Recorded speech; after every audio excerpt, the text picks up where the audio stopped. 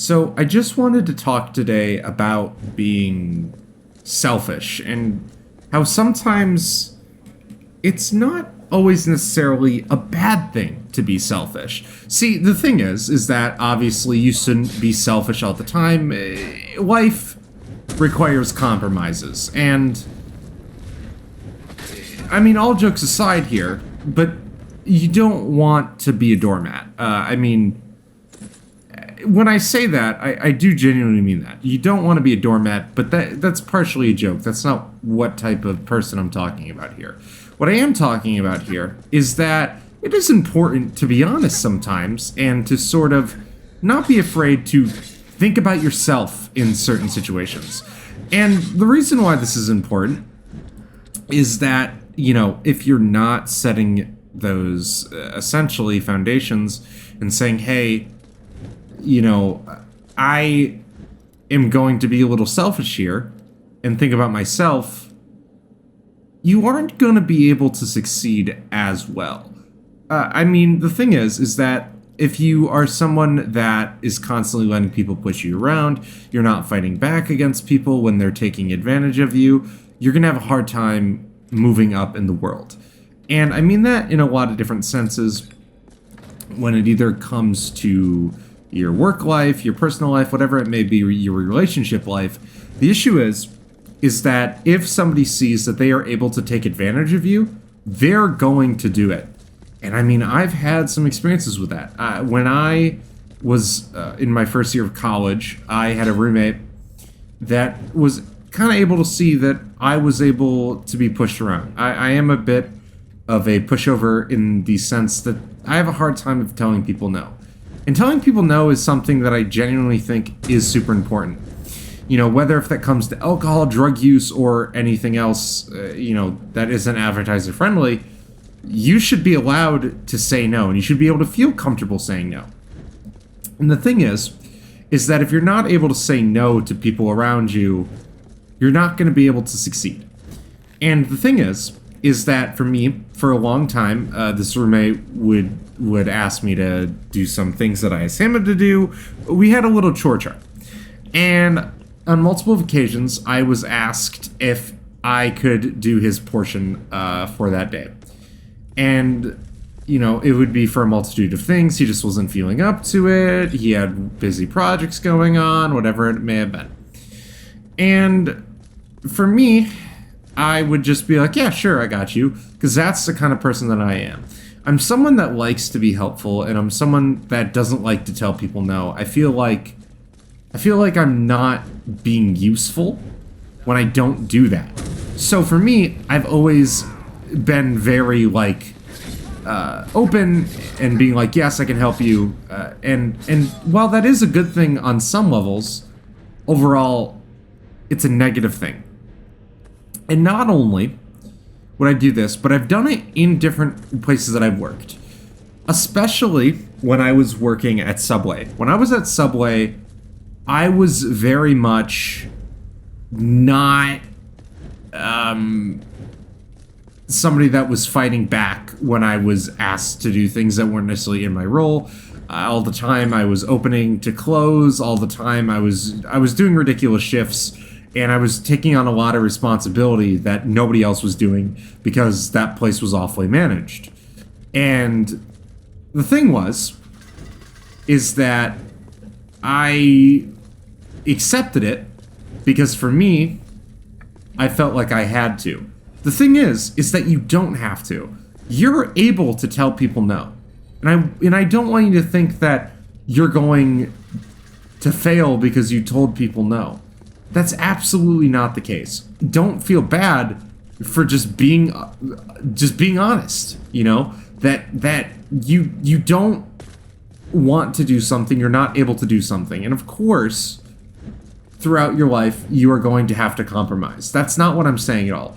No matter what field you work in and no matter where you end up in your life, there's going to be some type of compromise. That's just how the world works. Sorry to fucking break it to you.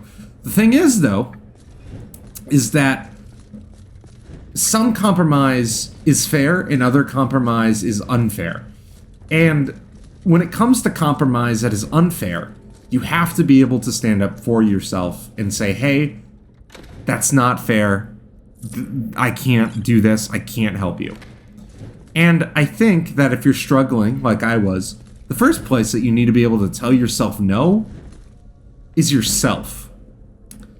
And the reason for this is that if you're not able to tell yourself no when it comes to your desires or, you know, spending money, whatever it may be, any sort of topic, right? Could be money, it could be working out, it could be food, whatever it may be. If you're not able to tell yourself no, how the hell are you expecting to tell others no? If you're not able to simply stop your own desires and your own wants, you can't expect to be able to tell other people no when they are trying to take advantage of you and they don't have your best interest at heart, right? If you can't have your own best interest, your own best interest at heart, you're gonna have a tough time saying no to others. And I really think that that's the first place that you need to look at. And really, what I will say to that is that if you're trying to figure out what areas of your life you can start by looking at, here's the simplest way. Look at your spending. Is there something that you spend your money on that you wish that you didn't? Let's say it's coffee, it's that daily energy drink, whatever it may be. To be completely truthful, start there. Figure out, can I kick that habit? Am I able to tell myself no for a week? Am I able to tell myself no for one day? Am I able to say no that I don't need that? I don't need to spend money on that. I can save that money, I can invest it, whatever. I can do these things. I don't need that little dopamine hit. If you can say no to that, you're on the right track. And I genuinely do think that that is an important step to take. But, once again, if you're unable to take that step to begin with, you genuinely are going to have a tough time saying no in these situations that you feel under pressure.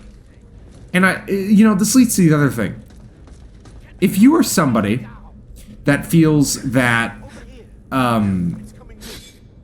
if you are somebody that feels pressured around your friends, whatever it may be, the thing is, substances, whatever it may be, don't feel pressure to that. It's okay to say no. Plenty of people say no all the time, and you should be allowed to say no. If you are hanging around people that make you drink or they make you do drugs or whatever it may be to have a good time, those aren't the kind of people that you should be hanging around with, number one. But also, number two, you need to be able to learn to say no. Because the issue is that they're not always going to be that easy of a task to do. There's going to be times where it does seem fun to do these things, but if that's not what you want to do, morally speaking, or financially speaking, whatever it may be, you do need to learn the difference between being able to say no and just knowing self-control. Because self-control is super important in a lot of these things too. You know, besides the whole thing about work and not being a doormat, self-control plays into a lot of sort of, you know, the ideas of, I'm telling people, no, I don't want to do this, I don't want to, whatever it may be, you know, you need to learn that you have the power to say no, and you have the power to control those actions. And especially when it comes to, I mean, I made the joke earlier about being a doormat, but the truth is in a personal relationship with a partner or whatever it may be, you gotta also learn to say no. Listen, I am going to be one of the first people to call people out when they act like a quote-unquote simp, you know, based on, you know, their new relationship or whatever it may be. I'm pretty fucking brutally mean when it comes to that shit, man.